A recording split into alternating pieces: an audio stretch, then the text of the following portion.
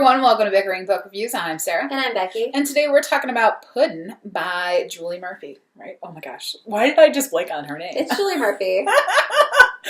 I know, I've read like 4 books by her, and I'm pretty sure you've read close to that too. I have. What? Whatever. Because we did one of her books for book club.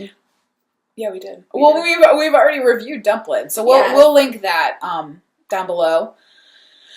Because we have reviewed the first one. We did. Anyway, so this one I got through Edelweiss. Did you? I believe so, yes. E-ARC through Edelweiss. E-ARC through Edelweiss. Okay. So, this follow-up to Dumplin' follows characters Millie and Callie. Millie is a take-no-prisoners fat girl. She likes who she is and will no longer spend her life devoted to diets and attending summer fat camps. She is going to begin developing her skills as a future newswoman. If she could only tell her mother that she doesn't want to go to fat camp and wants to go to journalism camp instead. Millie is nice to a fault, but her backbone starts coming out more when she begins working with Callie at her uncle's gym. Callie is on the school's dance team, and they have a real chance at nationals until their sponsor pulls the funding, and the team may not get to go anywhere. The team comes together to vandalize their previous sponsor, Millie's uncle's gym, and Callie is the only one who is caught. Callie is given the chance to work off the damages by working at the gym. Everything Callie had planned for her life is in ruins, especially now that all of her friends are hanging her out to dry. These two unlikely characters come together, and maybe they will rub off on each other, and for the better. There you go. I really enjoyed this one. I enjoyed this one more than I enjoyed Dumplin'. See, I like Dumplin' better. No, because Dumplin', she's heavy, but she's not. But Millie was the heavier girl. And, the heavier girl never gets the story. No, and I loved that. And I loved Millie. I didn't think that it needed to be both of them. And I felt like neither of them got complete justice because we were splitting it. And I loved Millie, but I loved Millie coming into the book. And I never warmed up to Callie. And if Callie had had her whole own book, I might have warmed up more to Callie. I don't agree with that. I think I liked the pairing of the two. It definitely felt like a yin and yang for me. And I think if I had read a whole book about Callie, I would hate it. Too much of Callie would just be a bad thing. Because she doesn't, you're right in that, her growth is not as pronounced as it should be, but it's realistic. I don't know, like I said, I got to where when I'm reading it and I got to the Callie parts, I was like, oh, I just gotta get through this back to the Millie parts.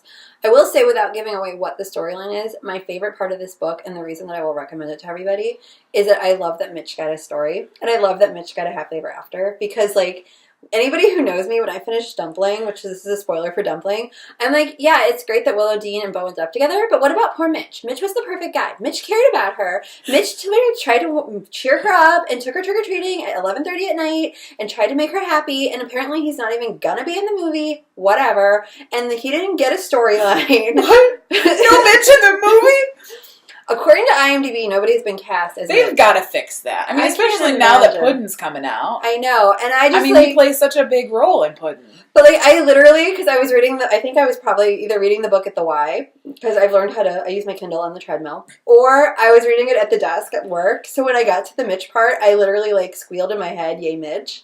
Okay, yeah, I think there was a little squealing going on. Well, no, I really enjoyed all of the, characters from the previous book. You see a lot of that. No, and I was actually, because I figured you weren't going to really get to see anything, so I was kind of happy that you did get to hear, about Willow Dean and Bo, and you get to the progression of Ellen. And Ellen, and, there's a lot there. And I thought Millie's romance was so sweetly done, and realistically done. It was. It was really well done. It was adorable. It was very cute, and like I said, I don't know if it was believable, but it was super adorable. I don't necessarily... So that was my other thing. The romantic lead on that, I don't know if I believe, that that boy exists in real life. There's that, too. I don't know if I can but there's always a little bit of a fantasy with these. I mean, I actually, as much as Callie got to where I was kind of, sometimes she was bugging me, there is a part where, because Callie's father is Mexican, and they all end up going, because they're all going on, these slumber parties. They go to visit her father and her grandmother, and there was a lot about traditional Mexican birthday culture, and I really liked that. I thought that was really nicely done. And I like to research more about that, because some of the traditions that she talked about... They were very cool. Were cool, but were ones that I'd never heard of before. I hadn't either. So... we could keep raving. I personally could keep raving about this book because, like I said, you don't see main characters that are like Millie and that are so well done. Julie Murphy, she gets it, and she creates a space and a setting, and Millie interacts with the world in a realistic way Right. that you don't see. And Millie's the star of her own show. Like, I can appreciate that. That's like, I think that's one of the things that bugged me. I was like, Millie should be the star of this book, but they split it. See, but I think the splitting also kind of gets into Millie's character, though. Like, Millie is always give, give, give. Like, it makes sense that she would share it with somebody. I don't know. And like I said, I can't remember pinpoint what it was, but there was just something. There was one specific part, and I can't remember what it was, with Callie, and I was just like, oh. And like I said, it actually got to where I was just like, oh, Callie again. Unless Mitch was there. Oh, we gotta put spoilers on this, just BT dubs.